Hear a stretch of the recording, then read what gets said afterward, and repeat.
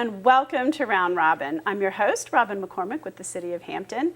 And today we're going to talk about some of our wonderful library programs for the fall and also remind you that everything doesn't happen at the main library. We have 3 wonderful branches where people in other neighborhoods and communities can get together. My guest is Cheryl Moore of the Northampton branch. Welcome. Thank you. I think sometimes, and especially because I work downtown, we all become so focused on the main library that we forget that there are those wonderful outreach community places that people can just pop into after work, during the school day, things like that. Mm-hmm. We have some wonderful programs going on at all of our libraries. I'm from the Northampton branch, as you said, and we are really looking at and trying to expand adult programming. Of course, the library is known and has been known for years for their story times and children's programming, but we really want to find out what the citizens of Hampton want when it comes to adult programming, what they'll take time to attend. So what we are doing is we had an open house at the Northampton Branch Library.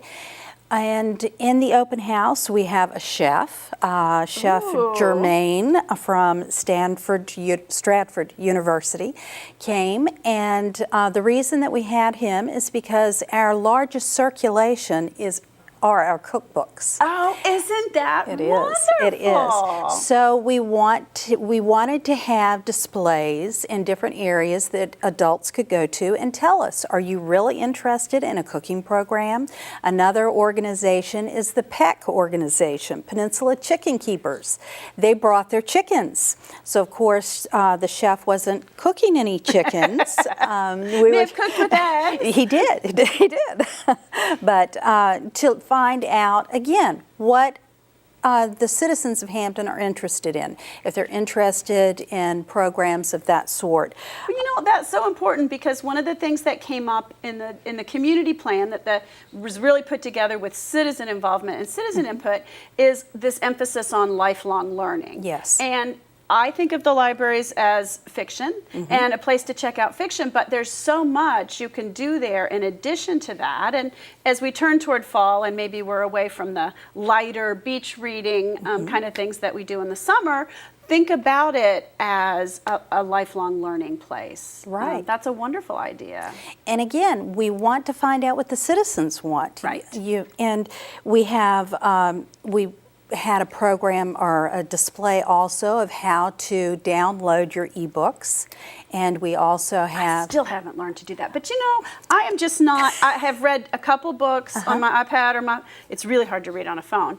I like books. I'm having a hard time making that transition. I know that the young kids have done it. Some of the old kids have done it. My dad reads his book on a Kindle. I just not there yet. Well, and it's just like all library programs. It's free. You can check out all ebooks on your device through the library. So we're really reaching out, finding out, trying to find out what computer lessons that individuals may need. Because you say, oh, we're going to have computer classes, but there are so many varied levels that individuals are at. So again, we're trying to find out what our patrons want. And specifically, your branch is looking at what those people in that community want, which might be very, very different. I mean, I know the Phoebus branch has a huge emphasis on public computing. That's in an area where people may not have their own computers or may need a lot of help. And so each branch can be very tailored to what the people, within a mile or so want. But that doesn't mean if we live somewhere else and have transportation, have our own cars, we can get there and take advantage of those programs too. Certainly. So we're really trying to get the adults into the library. Let us know what you want. Let us know what we can do to make that connection, because we do have so many resources throughout the city that we can bring together and perform programs. Okay, for that the sounds adults. great. And then, of course, we always have our children's programs, our wonderful children's programs.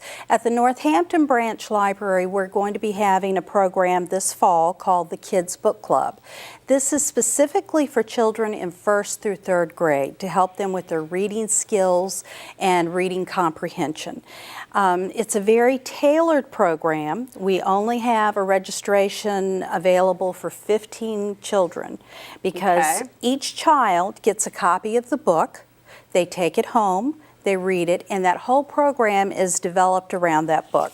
So one of the books that we'll be using is called The Paper Bag Princess. So the children read this ahead of time, and all of the activities, we talk about the author, we talk about the illustrator, they read the book, they answer questions about the book during the program. We have snacks that go along with it. They make paper bag vest. So it brings all of their senses into the program and the reading and really helps with the comprehension.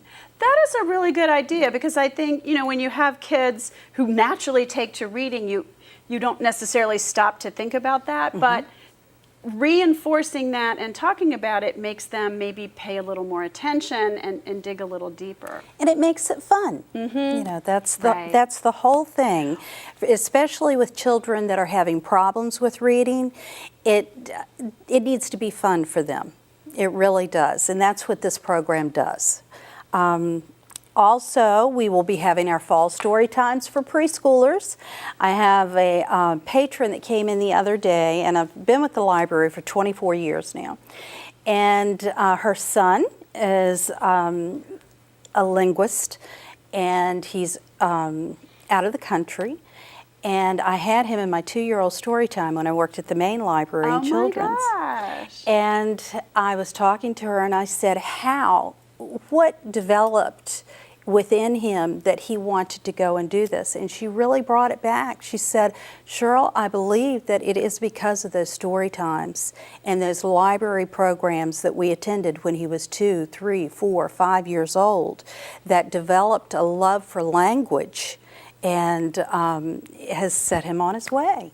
So, all of our story times are free, but I think over the years it's just like, but the importance to the children and how it can help them develop is very, very important. I think, and Hampton schools have made some improvements, but we're still struggling in accreditation levels. And that gets back, by and large, to those individual children and when they start learning to read, when they start learning to love books, and how they make that transition. Because if they can't keep up in reading level, they fall behind in everything. Because you don't understand science, you don't understand social studies unless your reading level is up there. And it is very, very hard if parents don't have the time or maybe their own skills to teach their children. And we have these free resources in the community. I mean, to buy a children's book library is pretty darn pricey. Like you might pick the ones they love, test them out at the library and see which ones they want to read every single night. But you can get all the books your child can read for free, and they're topical. Like a lot of times, kids are reading the same book, especially in the upper elementary grades, that 3rd, 4th, 5th. They latch onto series, they talk about those. No one. I mean, really, you'd have to be a gazillionaire to be able to afford to buy the whole series for your kids. And so being able to share those and to be able to get them and talk about them and get your kid excited about reading, I just think it's the most important thing a parent can do, other than, feeding and physically caring for your child. It's the next step. It really is. If you want your child to be successful, you have to expose them to reading. And you probably should model it and be a reader yourself. And that gets back to, what do adults want? How can we take care of ourselves and do some individual learning and growing and fun? We can enjoy reading just as much as our kids can, right? Oh, yes, very much so. Okay, how can we stay up with what your programs are and learn what's going on? Okay, and again, the second part that I've talked about is here at the Northampton branch. But we have these programs throughout all of our libraries. So go to our website, and we have a calendar there with all of the different programs.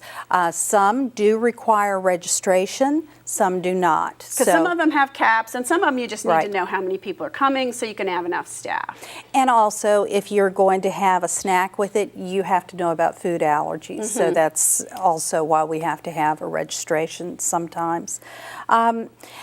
Call any of the Hampton Public Libraries or go online to the website. They're all listed there. But please take advantage of them. That's what I want to get out.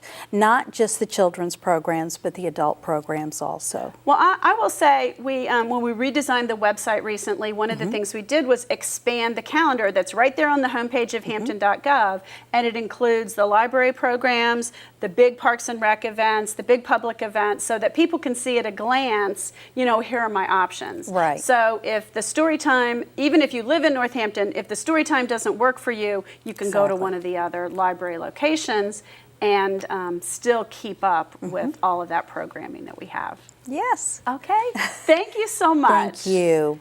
And thank you for watching. I hope as your kids go back to school, you think about lifelong learning. Learning is fun, reading is fun, and attend some of these adult programs. But also keep the kids reading, keep them stocked with books by using the free resource that we have at Hampton Public Library. Thanks for watching.